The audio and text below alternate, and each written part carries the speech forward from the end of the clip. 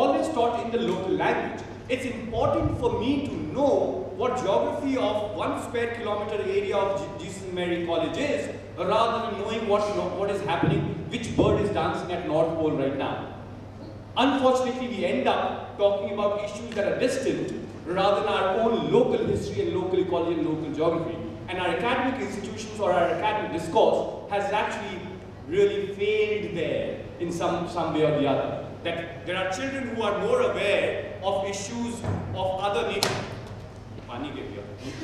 issues of other nation or than of our local issues. So I have an issue there. The other is that, sir, when you said about romantic idealism, very briefly, for some of us, and I mentioned that in my conversation, as in whatever limited that I can understand. I don't know if there's a writer who's written about romantic idealism, but how I understand romantic idealism is that in terms of imagination of a good environment is not a blue sky or blue water, as I mentioned, because that idealism is not for a state of health, but we're talking about state of survival. We're talking about in country, and by the way, why it's important is that we need to understand issues of ecology with issues of identity. Who are those people who don't have access to resources? And when you break that down to issues of identity, you'll actually see that these are the same people who are the poorest of the poor. And who are these poorest of the poor? They are the tribals, they are the lower caste, they are the minorities, they are people from the northeast, they are people from Kashmir, they are women and children, they are the disabled. So same parameter of deprivation or disenchantment exists in environmentalism also. And it's all connected to resources. These are the same set of people who don't have access to government jobs. These are the same set of people who don't have access to shelter. These are the same set of people who don't have access to, or have access to any government policies, Narega. These are the people who are mostly, who don't have access to land. These are the people who actually don't have access to mobility. And then there's such a coincidence that these are the same people who get most affected when there is climate change or issues of environmental degradation. And therefore, then we say that it's all connected. It's all that if mostly the poor die because of bad air versus the rich, then you know that it is not just about good air, it is about resources as well. So, and it's not about imagination of a beautiful world.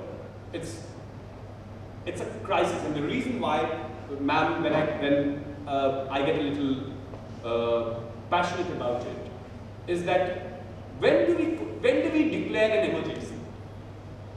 When do we say that there's an emergency today? 40,000 log mar rahe hain yaar. As there are only 40,000 suicides that we're talking about in the country. Let's reach 4 lakhs, and then perhaps we'll have an emergency. There are only drought, only one big dam has had a drought. Why should we have an emergency? I mean, this is only one river, the second best river. Let Ganga get completely E-class, then we'll declare national emergency. Let's have more and more people migrate to Delhi. It's only 20 million. Let's reach 40 million, and then we'll declare emergency. Let's only Devanar and Delhi landfills are actually saturated. Let all the landfills of India get saturated, then we'll declare it an emergency. Air quality index is only 356. Let's reach 760 first, and then we'll declare an emergency. I think we are pushing the boundary too much, and that's where I have a problem. And not as people in universities, as society, as privileged members of our society, we're just taking it lying down and pushing the boundary. Imagine when I was growing up, I grew up in a small town, semi-town, small town in Bihar. Every time there was a news in the paper about a garbage bin, someone, the local municipality, took cognizance of that particular news item. Today, day after day, there are stories in the media about our environmental disaster. Nobody gives a damn. So how we have become numb, thick-skinned, we as individuals, and we made our institutions around us also very, very irresponsible and thick-skinned. And that's the symbol of danger, and that's the symbol of emergency that we're talking about. Otherwise, emergency to kabhi nahi hoga. अभी तो सिर्फ 100 district लाल रंग का हुआ है ना, red corridor हुआ है, 300 डिस्ट्रिक्ट हो जाएंगे तब हम डिक्लेयर करेंगे इमरजेंसी। तो हमें उस पर समझना बहुत जरूरी है कि कब ज्यादा, कब अति कब होता है, अति किसकी अति हो तो होगा। दिल्ली का एयर क्वालिटी होगा तभी हम डीजल को बैन करेंगे, या जब आपके घर के पास लैंडफिल बनेगा तभी करेंगे। By the way, when we talk, sorry, just last point, environmental sociology में एनवायरमेंटल जस्टिस की जब हम बात करते हैं तो सबसे पहले हम लैंडफिल्स और उसके इर्द गिर्द के जो लोग होते हैं उनके ऊपर हम बात करते हैं। अमेरिका में जब एनवायरमेंटल जस्टिस की बात शुरू हुई सबसे पहले, तो लैंडफिल के पास कौन रहता है? लैंडफिल के पास या नाले के पास गरीब रहता है, नाले के पास। और उसको गंदी हवा जो है वो अंबानी के घर में नहीं पहुंचता है, या मैं वसंतकुंज में रहता हूं तो मेरे घर में नहीं पहुंचता है वो भलसवा का या गाजीपुर का की हवा। वो वहां में जो रहते हैं, और वो कौन लोग हैं? वो तो असल में एंटी नेशनल, तो बांग्लादेश के लोग हैं जो कूड़ा हमारा उठा रहे हैं। हम अपने कूड़े वालों को तो आइडेंटिटी देते नहीं ना कभी, कौन उठाता है हमारे घर में कूड़ा? जो कूड़ा नहीं आता। सो ये सारे issues are connected, issues of justice, environmentalism, poverty, governance, 100 days clearance, environmental impact assessment, Godwin, all of that.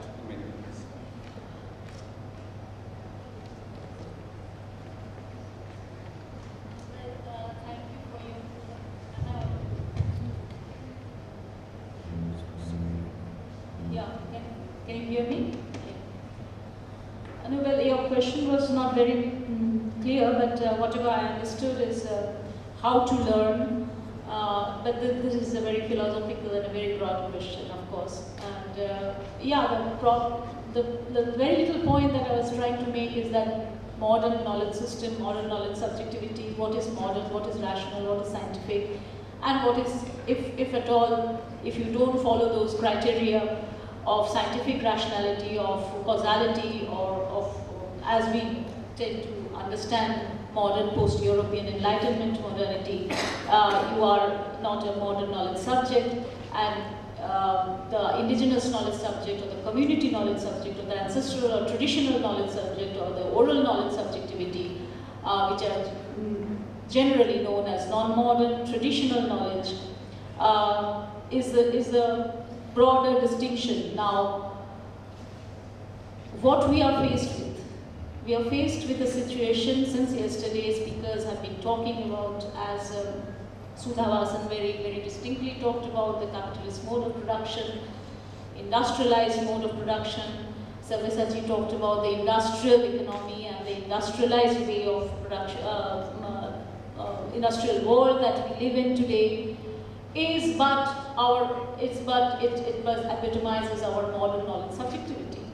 So the whole point that I was trying to say is that if our modern knowledge subjectivities has led us to this situation where we can't even breathe, drink, and retain the soil fertility, then perhaps it's time to discuss, time to just stop and think what is pre-modern, what is non-modern, what is non-rational, what is indigenous, what is primitive.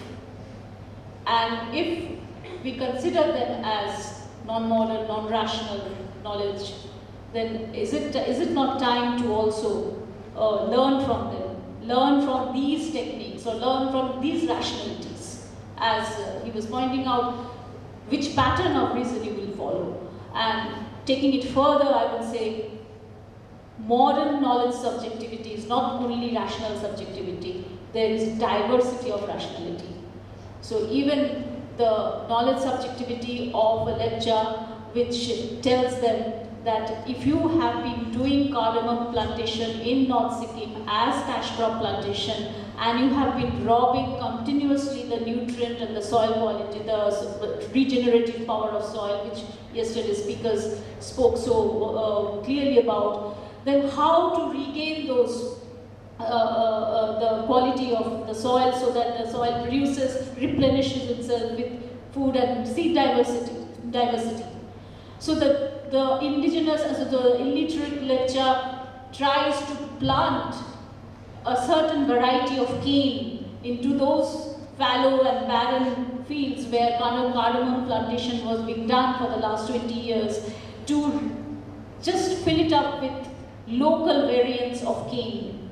Fill it up with local variants of cane. And this is being done by convincing the DST, Department of Science and Technology, that let us no longer have any fertilizer-based new plantation, rather keep it fallow and have cane plantations so that the soil regains its nutrient, soil regains its fertility, soil regains its regenerative power. And this is coming from the son of the soil, from the people of the soil, and from the people who knows his habitation, who knows his region, who knows his flowers, who knows his plants around, who knows his orchids around. And the Botanical Survey of India people, who are the modern knowledge subjects, who goes there to collect plant, for plant collection, need this native, need this completely primitive lecture to identify which orchid is the medicinal orchid, which plant to be taken, which cane is the best quality cane in the entire Himalayan region for making those most toughest of the torrent bridges and bridges over torrents. So it is all about what knowledge you recognize as knowledge, and it is time whether you recognize or not only recognize but accept and acknowledge that the other forms of knowledge are also, there are multiple forms of knowledge, and one form, once you make your form of knowledge as the only form of knowledge that has to be spread all over the world and to be universalized, there is violence, there is injustice, and there is a lot of gross violation of people's access to resources, or people's access to natural resources, or people's access to clean water, forests, and the basic amenities in life, because you are making them follow that modern scientific industrial, and that brings to your second part of the question, that what is consumption. I think I don't have to repeat it.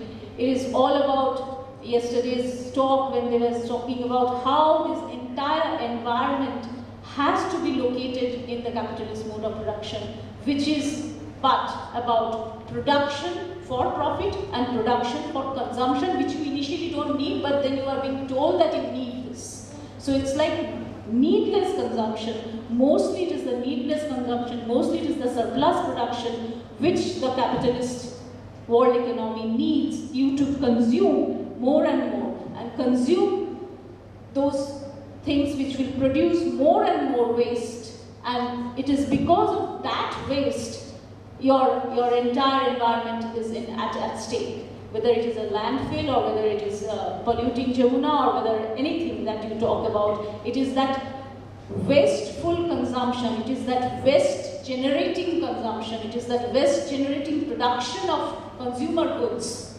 I took that example of mobile phone, and some of you might have found funny, but each electronic item needs a certain earthing material, and that earthing material is absolutely essential, which comes from the deep bed of the soil of our earth. And for that, the entire Mongolia is being dug up, entire Nevada is being dug up for that earthing material. And more consumer electronics you use, more you are digging up the entire earth for that very, very rare earthing material. And it is all about China and US, who produces more electronic goods, because those who have the more land resources of mining earthing material. So when you fling away your 2-year-old mobile saying that I don't need it anymore, I need the next brand that has come to the market, you are at the same time not only polluting the entire length and breadth of Mongolia by mining the earthing material that might just give you another advantage of another consumption-driven mobile service. You need to think what kind of consumption I'm into, and what kind of consumption the capitalist system is putting me into, and how we can sustain it forever. So is our knowledge system, is the knowledge system we have to follow, or rather we should stop on our tracks and try and follow the community knowledge system that had sustained lives and livelihood and environment for centuries. Thank you.